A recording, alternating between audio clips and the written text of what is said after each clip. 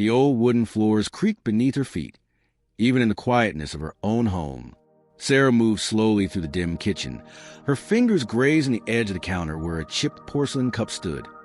Untouched since yesterday, there was a stillness in her life, the kind that didn't feel like peace, but rather a numbing pause that never seemed to end. She lived alone now.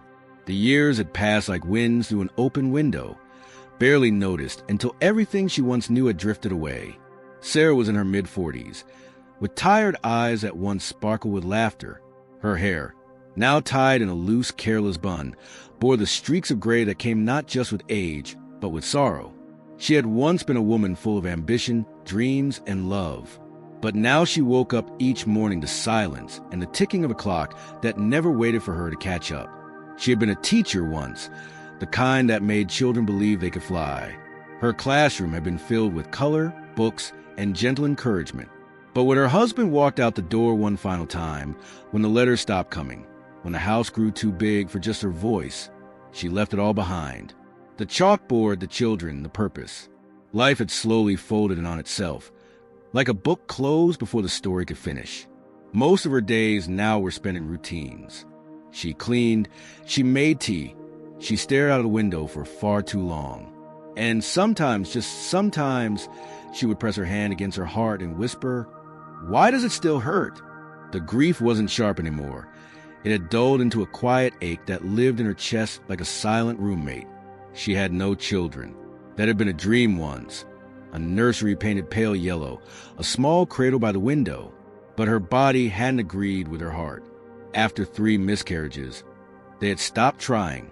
Her husband grew distant, colder, as if the absence of a child made her somehow less of a woman. In truth, it had made her feel less human. Each loss carved a hollow inside her, a place where laughter was supposed to live. And yet, she survived. Somehow, day after day, breath after breath. It was a Tuesday morning when she received the phone call. The local church, an old stone building with stained glass windows and ivy-covered walls, needed someone to help clean for an upcoming service. The regular cleaner had fallen ill, and the pastor, who had known Sarah for years, remembered her gentle nature and her attention to detail. She hesitated. It had been so long since she had done anything with purpose. But something in the pastor's voice, maybe it was hope, maybe it was memory, nudged her gently. "Just a few hours, Sarah," he said kindly. "We'd be grateful." That afternoon, she stood in front of the church with a mop in one hand and a set of old keys in the other. The air smelled of stone and candles and time. She looked up at the cross above the door, her lips parting slightly as if to speak. But no words came. Only a breath she hadn't realized she'd been holding. She stepped inside. The quietness welcomed her, but it wasn't empty. There was something about churches, how even in silence, they whispered things long forgotten. Memories, maybe, prayers left hanging in the air. She began her work slowly, sweeping the nave, wiping the pews, humming softly to herself. It felt peaceful and unfamiliar. When the daylight dimmed and the sun's golden fingers reached through the stained glass to touch the worn floor, Sarah paused. She leaned on the broom and looked around. For the first time in years, she didn't feel invisible. The church saw her. Somehow, she felt seen. The next morning, Sarah returned to the church before the sun had fully risen. A faint mist blanketed the cobbled path leading to the entrance, and the cool air carried the scent of damp stone and dew. She held her coat tightly around her as she walked, each step echoing against the silence of the sleepy town. There was something about this place that pulled at her, not just the building itself, but the feeling it left inside her chest. A stillness, a pause in the noise of her grief. Unlocking the heavy wooden door, she stepped into the sanctuary once more. Morning light filtered softly through the stained glass, casting pools of blue and crimson across the pews. It felt like stepping into another world, one untouched by time, where sorrow didn't speak so loudly. She stood in the center of the aisle for a long moment, just breathing it in. It felt different here, lighter. She resumed her cleaning duties, but her movements were slower, more reflective. Her hands traced the curves of the wooden pews, as if they were sacred, not just furniture. She dusted each surface meticulously, whispering a small apology to the dust for disturbing its quiet rest. There was reverence in the way she moved, not because someone told her to be holy, but because her heart had softened here, without permission. It was as she knelt near the altar, wiping the stone base, that she heard it. A sound, faint, fragile, like someone trying not to be heard. She paused, held her breath. There it was again, soft and distant. A whimper? A sob? She turned her head toward the back of the church, where a narrow door led to the old basement. She hadn't gone down there yesterday. The pastor hadn't mentioned anything about it. But the sound came again, clearer this time. A soft, muffled crying. Her heart stuttered. Logic tried to explain it. Perhaps the wind through the cracks or the old plumbing, but it didn't feel mechanical. It felt human. A child, even. She stood slowly, brushing dust from her knees, and walked toward the basement door. Her footsteps were tentative, careful. The wooden floor moaned beneath her weight, and the door loomed like a question waiting to be answered. She hesitated before opening it. Her hand hovered near the doorknob, fingers trembling. Why was she afraid? Maybe it was the thought of finding nothing. Or worse, finding something that would demand she face a truth long buried inside her.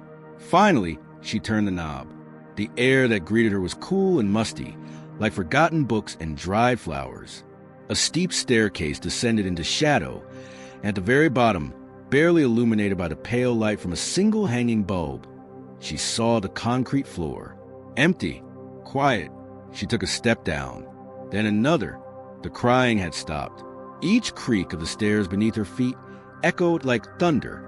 She reached the bottom and looked around. Dusty shelves, old chairs, cleaning supplies, but no child. No one. Just the smell of stone and time and something she couldn't name. "Hello?" she called, her voice unsure. "Is someone there?" Silence answered her. She waited, listening. Nothing. But the feeling in her chest didn't go away. That invisible thread tugged again gently. She wasn't alone. She knew it, even if no one else was there. Something was waiting, unnerved but unwilling to leave. Sarah turned and slowly climbed back upstairs. She closed the basement door behind her, her hand lingering on the wood as if it could tell her something. She pressed her back against it and let out a slow, shaking breath. Was she losing her mind? Or had something just awakened? That night, Sarah lay awake in her small apartment, her body wrapped in blankets, but her mind exposed and restless. The world outside her window was quiet, save for the occasional passing car or the wind rustling the dead leaves. She stared at the ceiling, watching the shadows stretch and sway like ghosts of forgotten memories. The sound she had heard in the church basement kept echoing in her ears. Not just the sound itself, but the feeling awakened. That familiar, hollow ache in her chest. The sound of a child crying. Why had it shaken her so deeply? It wasn't just the mystery of it. It was something older, something buried, like an unopened letter at the back of a drawer, yellow with time, but still waiting to be read. Sarah didn't like thinking about her past. There were too many pieces she tried to leave scattered, hoping they'd never find their way back to her. But the church, it was stirring something. The next day, she returned again. She didn't tell anyone about the sound. She barely even admitted it to herself. But as she unlocked the front door and stepped into the quiet sanctuary, she found herself glancing toward the basement more than once. The door was still closed, still innocent looking, and yet it pulled at her like a silent question. She busied herself with her tasks, sweeping, dusting, arranging in books, but her heart wasn't in it. Her thoughts kept drifting. As the afternoon sunlight painted golden patterns on the wooden floor, she found herself sitting in one of the pews, her hands folded loosely in her lap, staring straight ahead at the altar. It had been years since she prayed, not out of defiance, but out of fatigue. She had grown tired of silence, tired of hoping. But now, sitting there in that quiet space, she whispered, not even knowing why, "God, are you still there?" The words surprised her. They felt raw in her throat, like something unpracticed.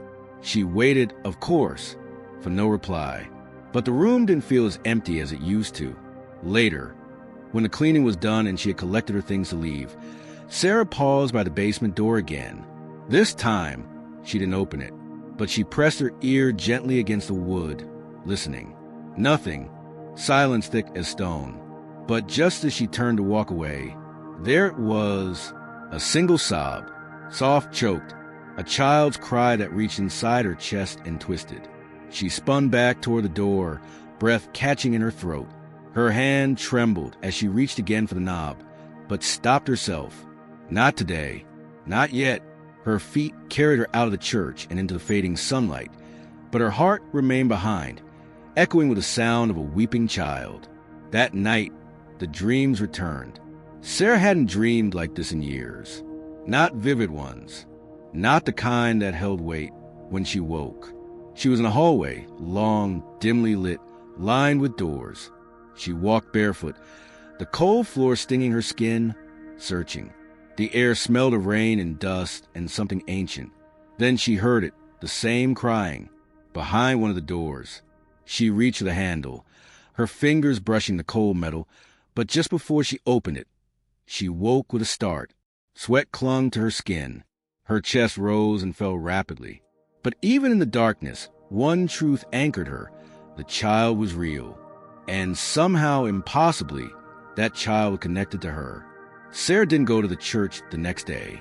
She told herself she was tired, that she needed rest, that her aching back and sore knees from all the cleaning needed a break. But deep down, she knew it wasn't fatigue that kept her away. It was fear, not the kind that made her run or scream, but the quiet kind, the kind that whispered doubts into your ears when no one else was around. What if she was imagining things? What if the crying was just in her head? Worse, what if it wasn't? What if something waited in that basement? Not from the outside world, but from her past.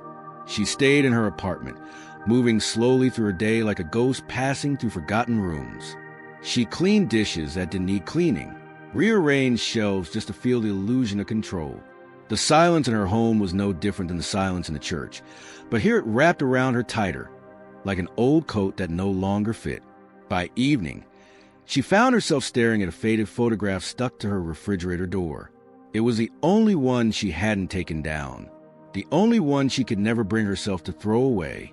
A little girl stood in a field, her hair braided, eyes wide with wonder, holding a wilted flower in her hand. That girl was her, decades ago, before the pain, before the running, before she learned to hide from herself. She reached out and touched the edge of the photo, her fingers trembling slightly. "I forgot you," she whispered to the image. "I left you behind." She didn't sleep well that night. Her dreams returned, but this time they were more vivid, more direct. She stood at the top of the staircase, looking down into a pitch-black basement. The sobbing echoed louder, sharper.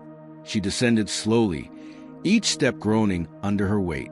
At the bottom, a single door, wooden, splintered, and behind it, the sound of her own voice, crying as a child, desperate, abandoned. When she awoke, tears stained her cheeks. It was time to go back. The next morning, Sarah didn't hesitate. She dressed quickly, pulled her hair into a loose bun, and walked the familiar path to the church. The sky above was gray and heavy, as though the world itself were holding its breath. She unlocked the front doors and stepped inside, the familiar scent of aged wood, and old incense wrapping around her like an old friend.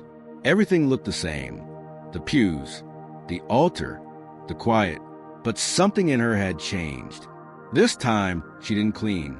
She didn't dust. She walked straight to the basement door, her steps steady. She stared at the doorknob, heart pounding, and placed her hand on it. A pause, a breath. Then, slowly, she turned it. The door creaked open, revealing the narrow staircase descending into shadows. The air was colder here, still and thick. Each step downward felt like peeling away a layer of herself, descending not into a room but into her own memory. The basement was dimly lit, a single flickering bulb swinging gently from the ceiling. Boxes were stacked along the walls, old hymnals, broken chairs, forgotten relics of worship long past. And then, there she was. At the far end of the room, sitting on the cold concrete floor, was a little girl. She wore a faded dress, her hair tangled, her face buried in her hands as she wept silently. Sarah's breath caught in her throat. She took a step forward, then another. The girl didn't look up. Sarah knelt beside her, uncertain of what to say, her own hands trembling. "Hey!" she whispered. "Are you okay?" The child slowly lifted her face, revealing wide, tear-streaked eyes. But when Sarah looked into them, something inside her cracked open. It was her younger self. Not a ghost, not a vision, but some deep, aching memory made manifest. The child stared back at her, blinking, confused. "Why did you leave me?" the girl asked. Sarah couldn't speak.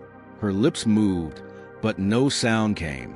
All the walls she had built, the justifications, the distractions, the silence, they came crashing down. Her chest heaved with sobs she hadn't allowed herself to feel in years. "I didn't know how to stay," she finally whispered. "I didn't know how to love you back then." The girl didn't move, just watched her, eyes heavy with sadness and knowing. "But I'm here now," Sarah said, voice shaking. "I'm here." They sat there in the quiet, two versions of the same soul, bridging the chasm of lost time. And in that stillness, something sacred stirred. Not a sound, not a light, but presence. Something had awakened. Sarah couldn't shake the image of the little girl in the basement. That singular moment haunted her like a whisper in the wind, gentle but impossible to ignore. The child's eyes, filled with sorrow and a silent plea for recognition, had rooted themselves deep in Sarah's chest. Since that day, every morning had begun the same way. She would walk to the church under the guise of cleaning, all the while hoping to see the girl again.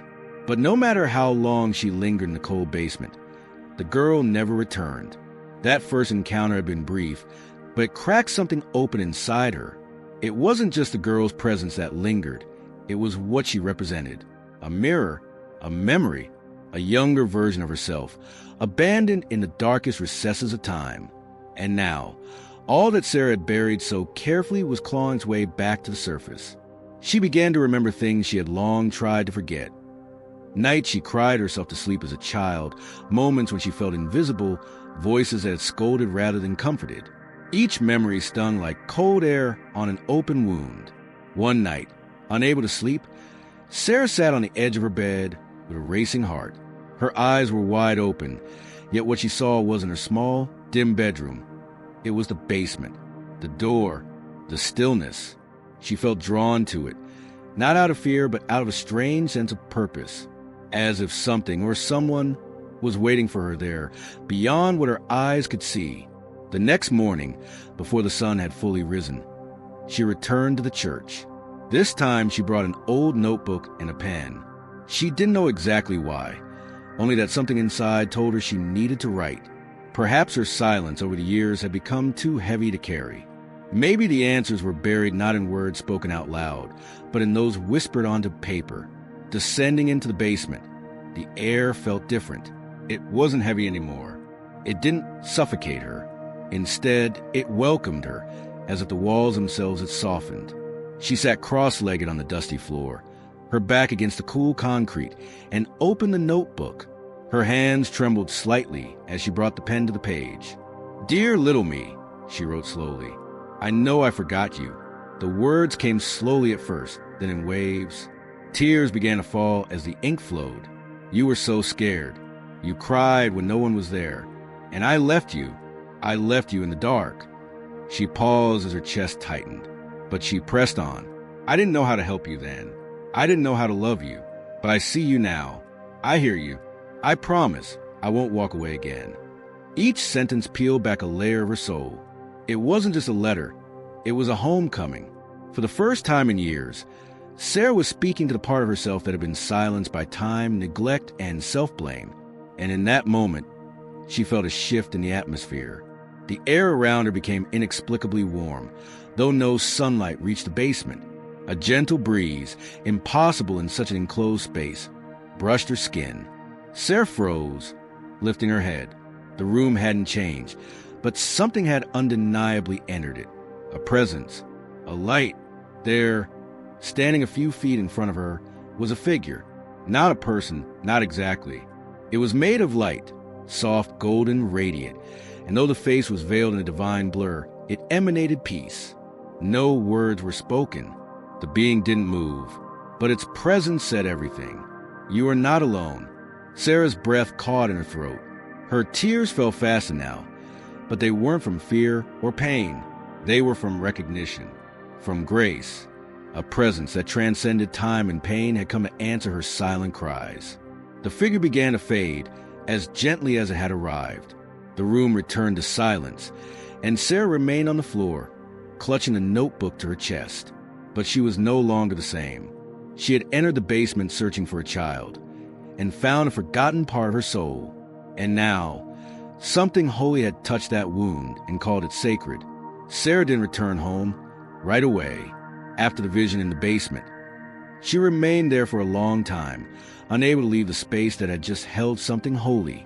Her hands rested gently on her notebook, her knees drawn in close, as if to preserve the warmth that still lingered in the air. She knew what had happened wasn't a dream or a trick of her weary mind. It had been real, more real than anything else in her life. But with that truth came more questions. Why had she been shown that light now? Why had it taken the form of something so peaceful, so radiant, in a place that had once been so cold? And most of all, who was the little girl? Was she truly just a memory, or something more? That night, Sarah slept deeply for the first time in years. No restless turning, no midnight crying into her pillow, only stillness. But when morning came, it brought with it a weight on her chest, not one of sorrow, but of responsibility. She knew that the moment in the basement wasn't meant to stay confined to the past. It was a beginning. She returned to the church every day that week. Sometimes she would bring flowers to the altar. Other times she would just sit in the basement and write pages and pages of thoughts, letters to her younger self, and prayers she hadn't dared speak aloud in decades.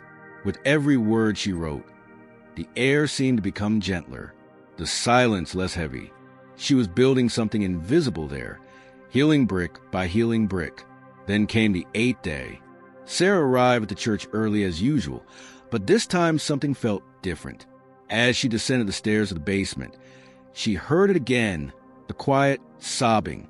It was faint, almost ghost-like, but unmistakable. Her heart pounded. She dropped her bag and called out gently, "Hello?" No answer. She stepped deeper into the room, eyes scanning the shadows. "Are you there?" she asked, her voice trembling. "It's okay. I'm not here to hurt you. I want to help." From behind a pillar, the little girl stepped out. Same dark hair, same sorrowful eyes, same tattered dress. But this time, there was something different about her. Her gaze was more steady, less afraid. She looked at Sarah as if she knew her, as if they had met in a dream that had never truly ended. "I thought you forgot about me," the girl whispered. Sarah's throat tightened. "I did," she replied honestly, tears welling up. "I buried you so deep because I didn't know how to carry your pain. But I remember now, and I won't run anymore." The little girl blinked slowly. "You're stronger than you were." Sarah knelt down. "Only because I came back for you." The girl took a few tentative steps forward. Sarah opened her arms, unsure if it would be welcomed. But the child walked straight into them, wrapping her small arms around Sarah's neck. The embrace felt like time collapsing into itself, past and present uniting in a single heartbeat. Sarah wept silently as she held the girl, not out of sadness but relief. A piece of her soul that had been lost in the shadows had come home. They sat together for what felt like hours. No words were needed. And as the sun climbed higher outside, its rays somehow found their way into the basement, casting a soft glow over them. Healing was happening in silence, in stillness, in presence. Eventually, Sarah opened her eyes and looked down, but the little girl was gone. Not in fear, not in retreat, but as if she had finally been seen and released. Sarah didn't panic. She didn't cry out. She simply placed a hand over her heart, knowing the child was not lost. She had simply been brought back into the woman who had once forgotten her. And now, she could finally live again. In the days that followed, Sarah found herself moving through life with a quiet, unfamiliar clarity. Something had shifted, not just in the basement of the church, but inside her, The woman who once drifted through routines with hollow eyes now walked with intention. She began to notice the texture of the air as the seasons shifted, the warmth of her tea in the early mornings, the sounds of the birds returning to the trees just outside her window. The world hadn't changed, but she had. The little girl, the one she now accepted as a reflection of her younger self, no longer appeared in visions or dreams, but her presence lingered in subtle ways. Sarah would sometimes hear soft laughter when she sat quietly in the pews.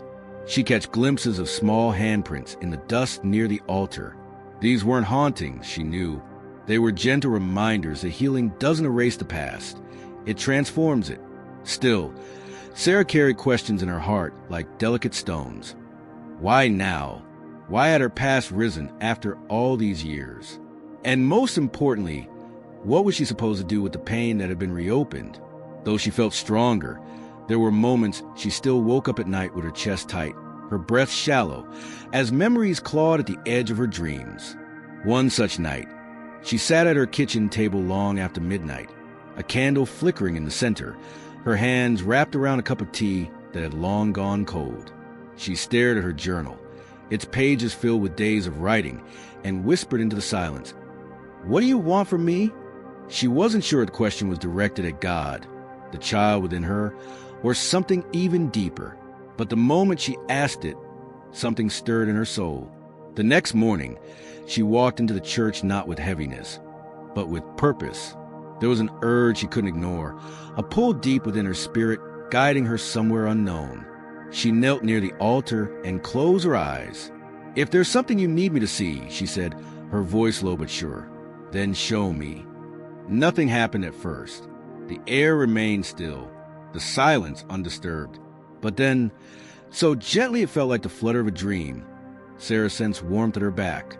She opened her eyes and turned, expecting perhaps a ray of sunlight. Instead, she saw him. There, standing the far end of the aisle, cloaked in soft white robes that shimmered like moonlight on water, was a man. His face was kind, more beautiful than anything she had imagined, yet familiar, as if she'd always known him. His eyes held no judgment, only compassion that pierced through every wall she had ever built. His presence filled the room, not with noise, but with stillness so vast it made the air feel holy. Sarah couldn't move. She was afraid, not of him, but of what his presence meant.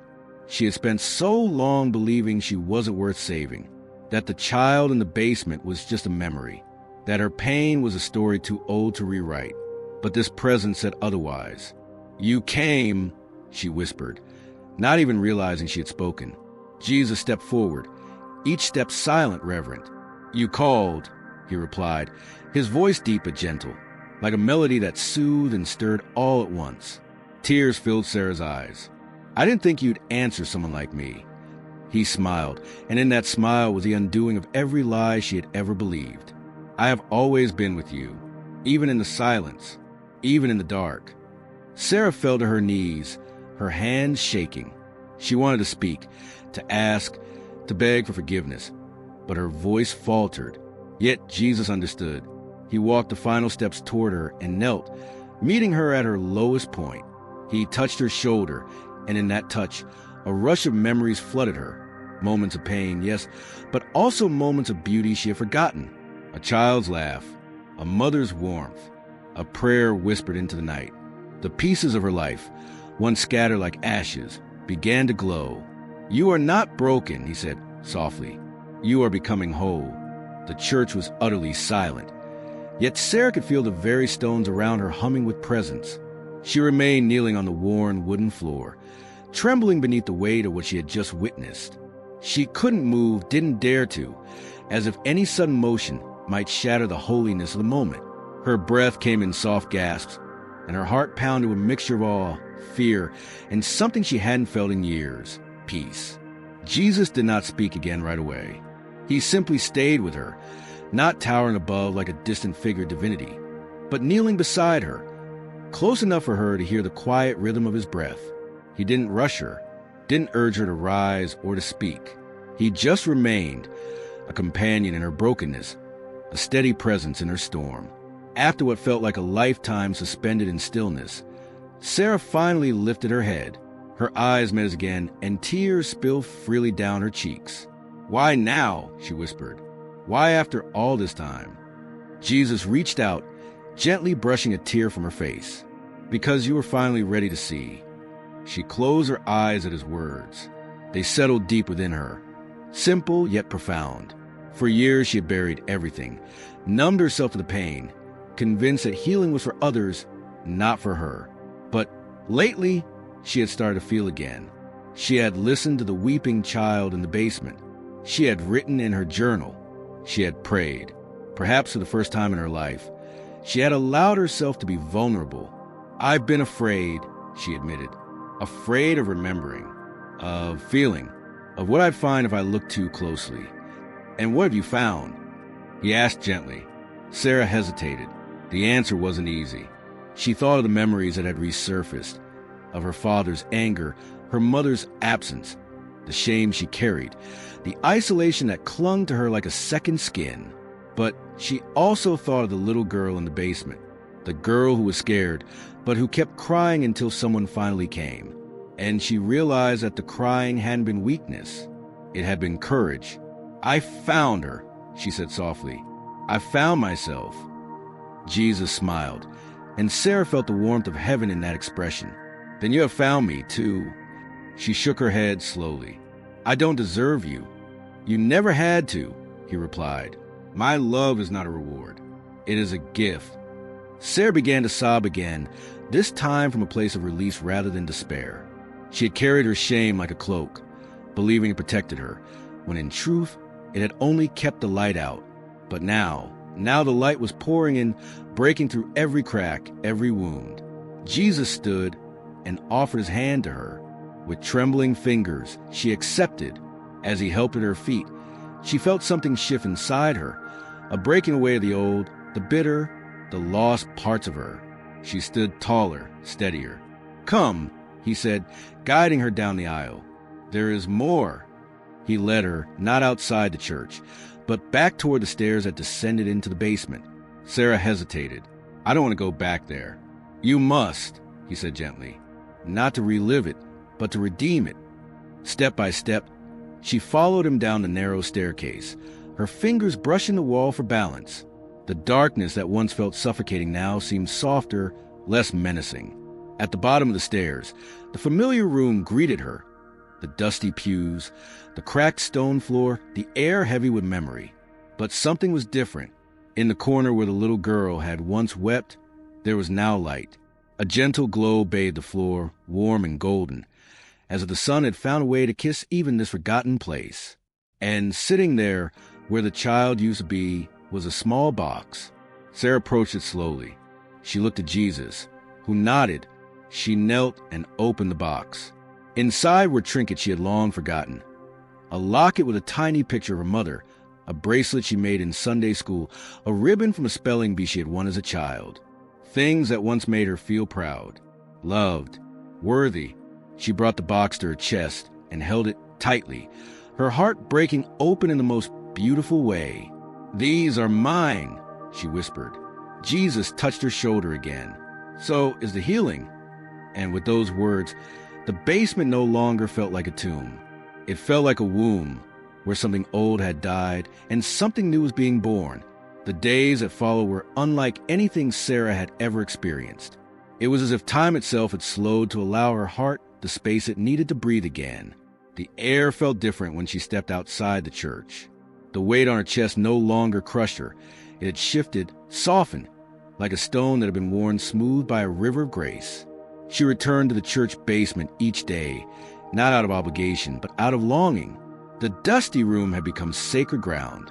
There, she sat beside the open box of her memories, letting herself feel without shame. Sometimes she cried. Sometimes she smiled. Sometimes she just sat in silence, breathing in the quiet like it was the first air she had ever tasted. And each time Jesus came, he didn't always speak. He didn't need to. His presence alone was enough. When he did speak, his words were few, but they lingered in her heart for hours, sometimes days. "You are not your pain. You were never alone. This is your beginning, not your end." Sarah began to write again, filling her journal not just with grief, but with gratitude. She wrote about the little girl in the basement, not as a ghost, but as a part of herself she had finally welcomed home. She named her. She wrote letters to her. She apologized. She forgave. She let that little girl speak. And for the first time, Sarah truly listened. Her steps grew lighter. She began to hum softly when she walked through the halls of the church. She found joy in small things again. The way sunlight poured through stained glass, the creak of wooden pews, the scent of aged paper in the hymnals. Life, which had once been a heavy cloak, now felt like something she could slip into gently. One evening, as the sun was setting and painting the sky in hues of gold and crimson, Sarah sat in the sanctuary alone. She looked toward the altar, where candles flickered, casting dancing shadows across the marble. A thought rose up in her, one she hadn't dared to believe for years. "I think I'm healing," she whispered aloud. And just then a voice answered, not booming, not distant, but close and soft, like a friend leaning in. "Yes, my beloved, you are." She turned her head. He was there again, sitting in the pew beside her, his hands folded, his eyes filled with light. "I don't understand why you chose me," she said, her voice trembling. Jesus tilted his head slightly. "You didn't have to be chosen, Sarah. You were never forgotten." The tears came again, warm and unashamed. "I thought I lost you. You could not lose what never left." His words fell like balm on every scar she carried. She nodded slowly. There was still pain, yes, still pieces that needed tending, but she no longer felt hollow, no longer felt like a stranger to herself. And more importantly, she no longer feared the process. Healing was not a single moment. It was a journey, and she was finally walking it. That night, Sarah stood in front of the church's tall mirror. She looked at her reflection, really looked at it. The woman staring back wasn't perfect. There were lines around her eyes, shadows beneath them, but there was light, too, a gentleness, a quiet strength. And for the first time in a long while, Sarah smiled, not to hide, but because she meant it. She whispered to her reflection, "I see you now. I see you, and I'm not afraid anymore." Behind her, the church bell rang once, then twice, its echo ringing through the air like a heartbeat of hope. Outside, the wind stirred the leaves. The world went on. But inside that small church, inside Sarah, something eternal had shifted. Sarah had never believed that transformation could happen in the quiet. She had always assumed that healing came with thunder, with a great cry or collapse. But now, sitting at the edge of her bed in the dim light of her room, she realized that the most profound changes were often whispers in the soul. They didn't scream. They didn't force themselves upon you. They arrived softly, steadily, like light pouring through a crack in a wall, like dawn crawling across a bruised sky. For the first time in years, her dreams were not filled with echoes of pain. They were peaceful now, woven with gentle images. Her as a little girl swinging beneath the tree behind her childhood home, her mother humming a lullaby that drifted to the curtains, the sound of rain tapping on her window while she wrapped herself in blankets and books. The nightmares hadn't disappeared, but they had faded into the background, like shadows that could no longer dominate her nights. One morning, as Sarah walked through the neighborhood on her way to the church, she passed by an old woman sitting on her porch. Their eyes met. The woman smiled and said, "There's light in your eyes again." Sarah stopped, stunned. The comment was so casual, yet it felt like a revelation. She had not even noticed the light returning, but others did, and that was a true sign, when healing within you began to touch others without you even trying. Inside the church, she found herself drawn not to the basement this time, but to the sanctuary. It had become her second home. She walked between the pews with the reverence of someone who had survived a war, not with bitterness, but with deep gratitude. Each step echoed through the silent room, a reminder that she was still here, still walking, still breathing. She sat in her usual spot, hands folded in her lap, and whispered a prayer without words. It was simply her heart laid bare. There was nothing to ask for, only thanks to offer. And he came again. This time, Jesus didn't sit beside her. He stood at the altar, bathed in the golden light of the stained glass. He didn't speak immediately. and Sarah didn't need him to. She simply watched, her heart aching in the most beautiful way, as if it had finally been cracked open to let love in. Finally, he looked at her. "There is something I want to show you." He extended his hand, and though Sarah was unsure what he meant, she rose. With trembling steps, she approached the altar and took his hand.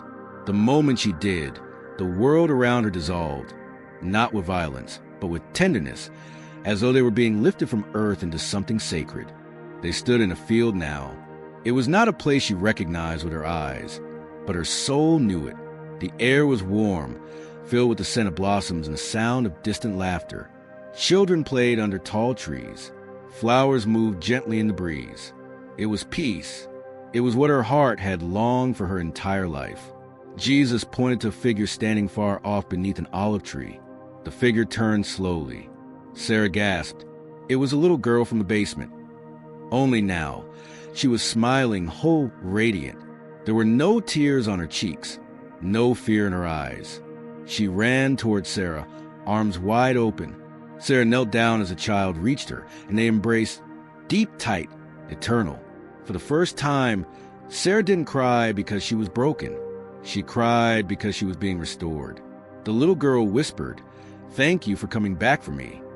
Sarah pulled back just enough to look into the girl's eyes. "I'm sorry it took so long." The girl shook her head. "You came. That's all that matters." And then the light grew brighter, warmer, until Sarah felt it enveloping her completely. When she opened her eyes again, she was back in the sanctuary, alone, but not truly. The warmth remained in her chest. The memory of that embrace lingered in her skin. And deep within, she knew something had shifted permanently. She stood, walked to the back of the church, and looked out the window. The world was still broken. There were still wars and losses and tears waiting to be shed. But inside her, there was now a calm strength that no storm could shatter. Sarah turned from the window and whispered into the empty room, "I found her and I found myself." And in the silence, a voice responded, gentle and unwavering, "You were never lost to me." The following days moved like ripples on a still pond, soft, steady, and deep. Sarah found herself waking each morning with a kind of quiet clarity she hadn't known in years. Gone were the frantic thoughts that used to ambush her at dawn, the heavy dread that sat on her chest like a stone. Instead, her first breath each day now came with the awareness that something sacred had begun, a slow rebuilding, a gentle return.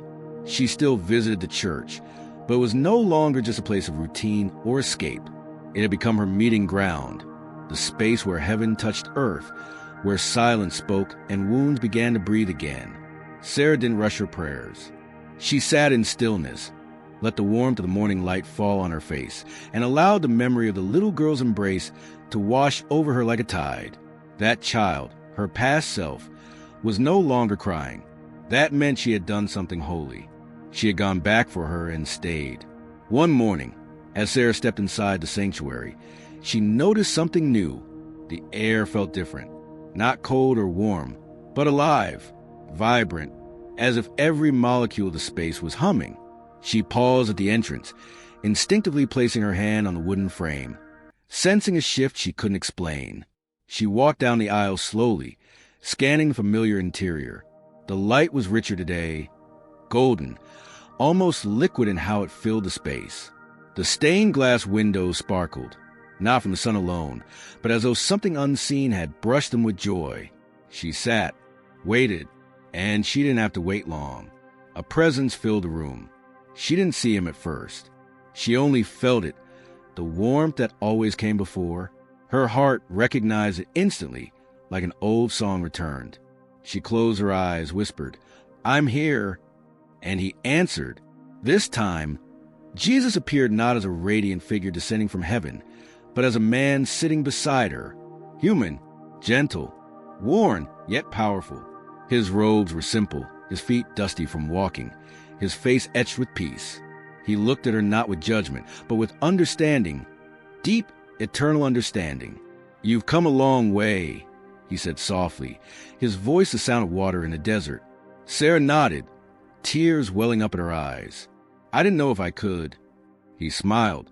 "You didn't walk alone." There was a pause. A sacred silence filled the space between them, not awkward, but full of presence. The kind of silence where truth rests and the soul exhales. "I want to show you something," he said again, the same words he had used before. She stood this time without hesitation. Trust had taken root in her. As he led her down the aisle, their footsteps echoed in the sanctuary, a rhythm of grace. But instead of light or visions, he led her to the old door, the one to the basement. Her body tensed. He noticed, "You're not who you were when you first opened this door." She swallowed, then nodded. Together, they stepped through. But the basement was not what it used to be. It was no longer shadowy and cold. It was lit now, softly with golden lamps. The shelves were dust-free. The air smelled of cedar and old pages, not mildew and decay. And in the center, sitting on a chair, was the little girl. Sarah gasped. The child looked up and smiled. "You came back again." Sarah knelt before her. "I wanted to see if you were okay." The girl nodded. "I am, because you listened, because you stayed, because you loved me." Sarah wept, not in sorrow but in reverence. This wasn't just a memory. It was a reunion, a sacred one. Jesus knelt beside them both, placing a hand on each of their shoulders. "You cannot change what happened," he said gently, "but you have changed what it means." Sarah looked at him through blurred eyes. "What do I do now?" "You live," he answered. "You live with love. You carry the healed child within you wherever you go. You speak truth. You bring light. And when others come broken, you tell them what I told you. You are not forgotten." She closed her eyes, let his words fall like seeds into her soul. When she opened them again, the basement was empty, but her heart was not. She stood, slowly, walked back upstairs and into the sunlight. The world looked the same. But Sarah was not the same woman who had once trembled in shadows. She was becoming someone new, someone whole. In the days that followed her encounter with Jesus in the basement, Sarah carried a new kind of stillness with her. It wasn't the silence of sorrow or avoidance. It was a calm that follows a great storm. Like the earth after heavy rain, her soul felt softened, turned, and ready for new life to begin. Each step she took now felt anchored in purpose. Even the mundane things, washing dishes, folding laundry, walking down the street, held a sacred rhythm. The world hadn't changed, but the eyes through which she saw it had. And everywhere she looked, she found echoes of her healing. The laughter of a child in the park, the kindness of a stranger in a grocery line, the way the sunlight danced across her bedroom wall in the morning. All of it whispered, "You are loved, you are whole." But healing, she discovered, wasn't always linear. There were still moments when the weight of her past crept up unexpectedly. One evening, while sitting at her kitchen table with a cup of tea, she stumbled upon an old journal tucked beneath a pile of papers. The moment she touched it, memories surged back, moments of despair, pages filled with anguish, questions she once screamed into the night. She hesitated, then opened it. The handwriting was shaky in the beginning, desperate. She had written to no one, hoping someone might read her pain someday. But as she flipped through the pages, a shift became evident. The word became calmer, fuller, almost like prayers in themselves. Then she saw it. The entry she had written just days before her first encounter in the church basement. "If anyone is listening, please, I can't go on like this. I don't know who I am anymore. I miss the girl I used to be. I miss hope. I miss meaning. If you're real, if you care, show me. Somehow, please." Sarah ran her finger over the lines. It wasn't just ink. It was a cry from the depths of her soul. And he had answered. She closed the journal and placed it gently back in its spot, not to hide it, but to honor it. That pain had led her somewhere holy. She didn't need to forget the past. She only needed to see it through the eyes of redemption. That night, she returned to the church once more. It was late. Stars glimmered above her, and a soft wind whispered through the trees. She unlocked the front door and stepped inside, greeted by the familiar creak of wood and the scent of old hymns still hanging in the air. She didn't need to go to the basement this time. She walked straight to the altar and knelt. "I'm still here," she whispered. and she felt him just as present as before, not in grand visions or voices, but in the quiet knowing, the kind of presence that wraps itself around the soul and says, "You're never alone." For the first time in years, Sarah prayed not from desperation, but from gratitude. "Thank you," she whispered through her tears, "for finding me in the dark, for helping me find her and myself." She sat in silence, letting the moment breathe, letting her heart speak in ways words couldn't. Then she heard a sound. It wasn't crying. It was laughter, faint, innocent, joyful. She turned her head toward the basement door. It was open. Light spilled from it, not bright, but warm. And in that light, she saw the silhouette of the little girl once more. But this time, she wasn't sad. She was spinning in circles, arms open wide, twirling as if dancing a field. Sarah smiled. "I'll never leave you again," she whispered. And the girl paused, looked back, and simply said, "I know." Then she faded into the light. Sarah closed her eyes and let the peace of it settle deep into her bones. In the days that followed her final visit to the church basement, Sarah felt like a new woman walking in the same world, but no longer haunted by the same ghosts. The weight she used to carry with every breath had lifted, and for the first time in years, her reflection in the mirror no longer felt like a stranger. There was a softness in her eyes now, a grace that had not been taught but revealed. She had met the Savior in her brokenness, and that meeting had left her marked with peace. Yet, peace did not mean perfection. There were still shadows that appeared in her thoughts, flickers of guilt, of memories she had tried so long to suppress. The hardest ones were of her childhood, of a young girl longing for affection, attention, and safety, but finding only silence or chaos in return. Sarah realized that healing wasn't just about forgiving others. It was also about forgiving herself, for the time she abandoned her own needs, for the time she believed she wasn't worth loving, for the years she silenced her voice because she thought no one would ever listen. So she began writing letters, not to send, but to release. Each night, by candlelight, she would take out a worn notebook and write a message to the little girl she had once been. "I'm sorry," she'd begin. "I didn't know how to protect you. I didn't know how to listen. But I do now." And the words would pour out of her like healing rain, cleansing, softening, restoring.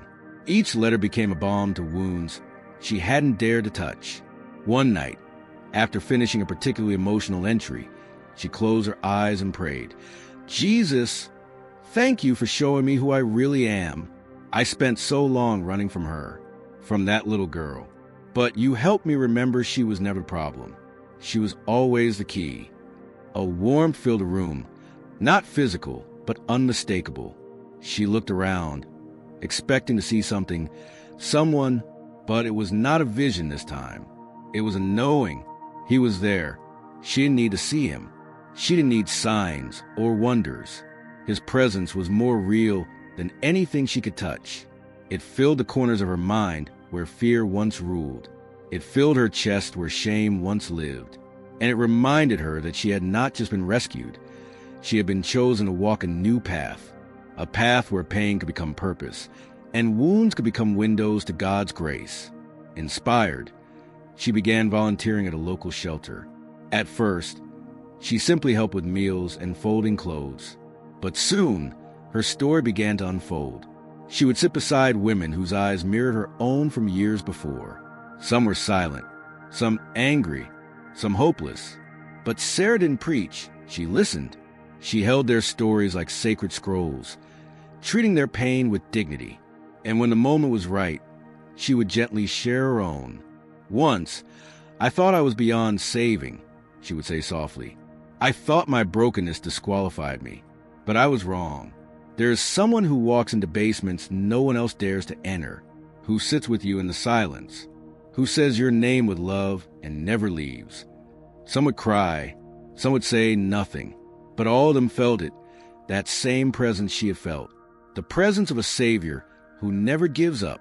The air that morning felt different, light, almost sacred. The sunlight spilling through Sarah's window was softer, golden in a way that made the dust particles dance like angels in disguise. She stood in silence, her hands resting on the worn wooden table where so many of her nights had been spent in prayer, in writing, in tears. But today, there were no tears. Today, there was peace.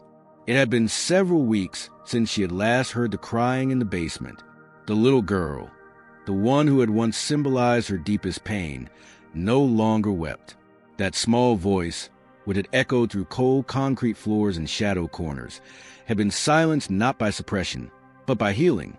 And Sarah knew now that child was still a part of her, but she was no longer afraid of her. She had embraced her. And more importantly, she had embraced the one who came to find her.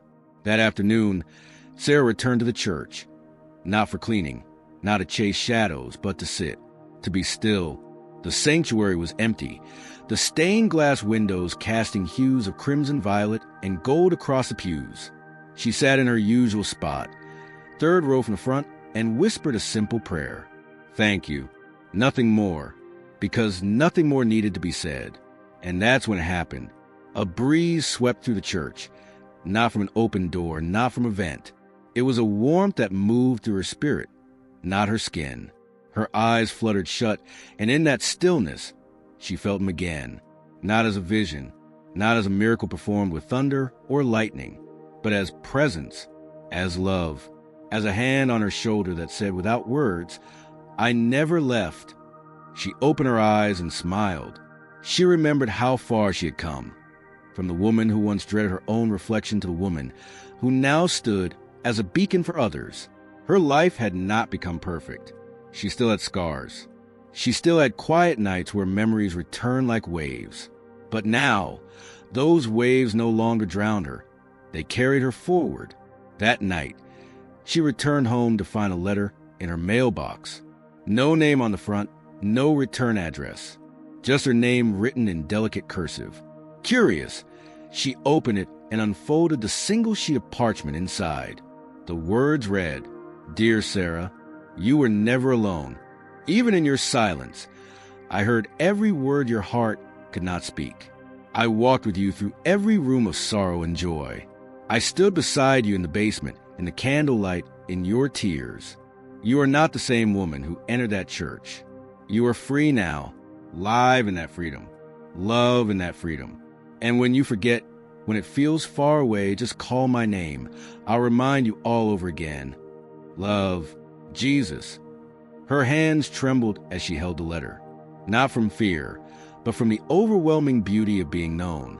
Completely, authentically, eternally, she placed the letter beside her notebook and lit a candle on her table. It wasn't just a symbol of light anymore. It was a promise, a testimony, the beginning of the rest of her life. From that day forward, Sarah became more than a survivor. She became a storyteller, a healer, a reflection of the one who had once stood in the basement with her. And every time she spoke, every time she shared what happened in that quiet church, people listened, not because her story was grand, but because it was real. And in her voice, they heard something deeper, hope, because sometimes the miracle isn't in what we escape. It's in who shows up when we're at our lowest. And for Sarah, that someone was Jesus. He didn't just hear her cries. He answered them, and he never stopped.